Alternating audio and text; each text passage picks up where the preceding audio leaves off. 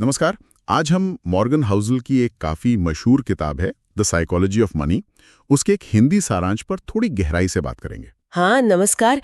ये किताब असल में इस बात पर बहुत जोर देती है कि पैसे के मामले में ना हमारा व्यवहार गणित से ज्यादा मायने रखता है। बिल्कुल। और जो हमारे पास ये स्रोत है, ये ऑडियो बुक जैसा सारांश, ये इसी चीज को बड़े भावनात्मक और व्यावहारिक तरीके से समझाता है। हाँ, तो आज का लक्ष्य यही है कि पैसे कमाने और उसे संभालने के पीछे जो हमारी दिमागी सोच काम करती है उसको समझें, क्यों ये बिहेवियर इतना जरूरी है। सही।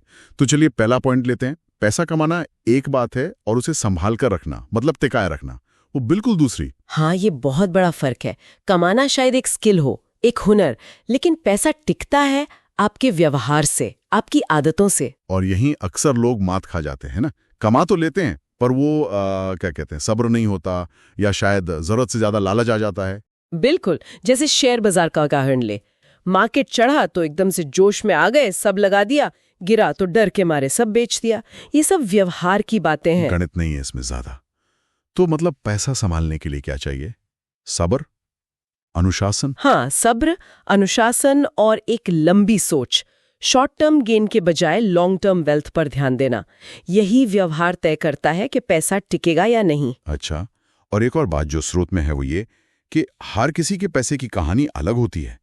मतलब मेरा अनुभव आपसे बिल्कुल अलग होगा। ये बहुत जरूरी पॉइंट है। हम सब अलग अलग माहौल में पले बढ़े हैं, अलग अलग आर्थिक तंगी या आसानी देखी है। तो किसी और ने क्या किया ये देखकर अपनी स्ट्रेटेजी बनाना, ये खतरनाक हो सकता है। हाँ बिल्कुल, क्योंकि उनकी परिस्थितियां, उनकी जरूरतें, उनका रिस्क लेने का अंदाज सब अलग था।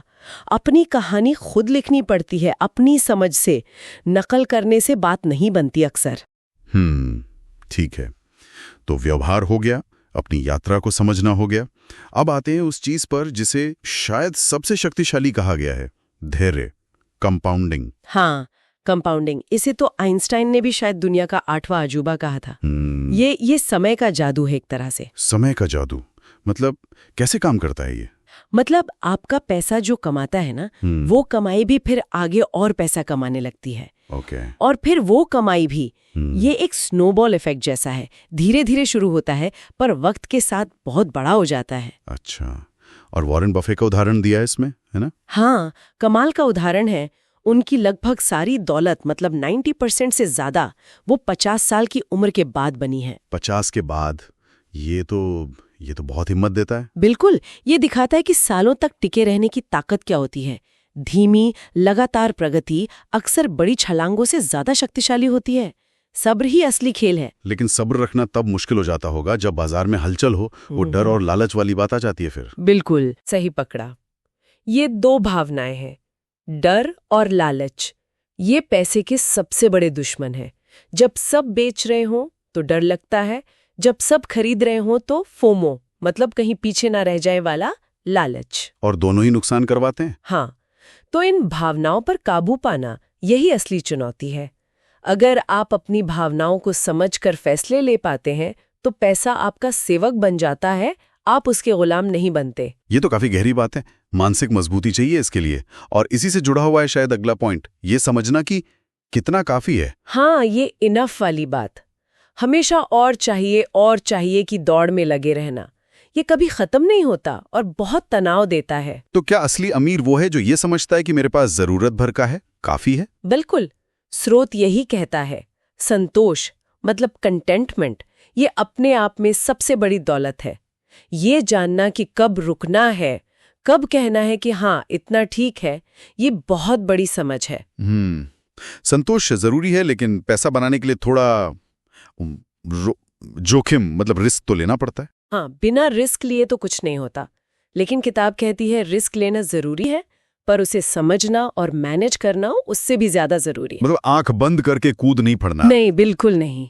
कोई भी बड़ा फैसला लेने से पहले ये सवाल पूछना चाहिए, अगर ये दांव उल्टा पड़ गया तो क्या मैं इसे झेल पाऊंगा? क्या मैं वापस खड़ा हो पाऊंगा? अच्छा। तो हिम्मत और समझदारी का बैलेंस चाहिए। कैलकुलेटेड रिस्क जिसे कहते हैं। हाँ, वही।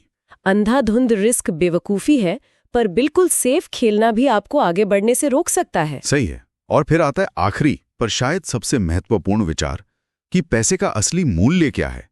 क्या वो महंगी कारें, बड़े घर हैं? नहीं, किताब कहती है पैसे की असली कीमत है आजादी, फ्रीडम। आजादी?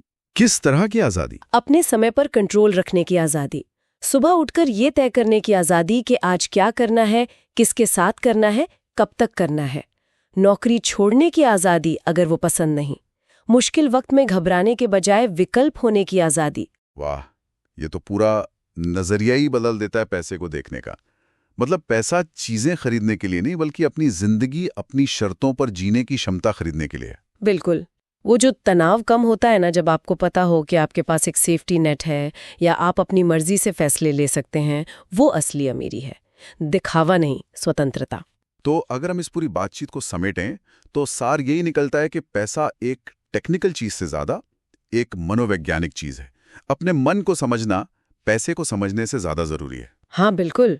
सच्ची दौलत या खुशी सिर्फ बैंक बैलेंस में नहीं है, बल्कि मन की शांति, संतुलन और अपनी जिंदगी पर कंट्रोल होने में है।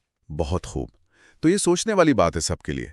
क्या पैसे या बचत को लेकर हमारी कोई ऐसी आदत या सोच है जिस पर हमें दोबारा विचार करना चाहिए? हाँ, और शायद ये भी कि कौन सा एक छोटा सा बदलाव है जिसे आज से ही अपनी सोच या व्यवहार में लाया जा सकता है। बस एक छोटा कदम।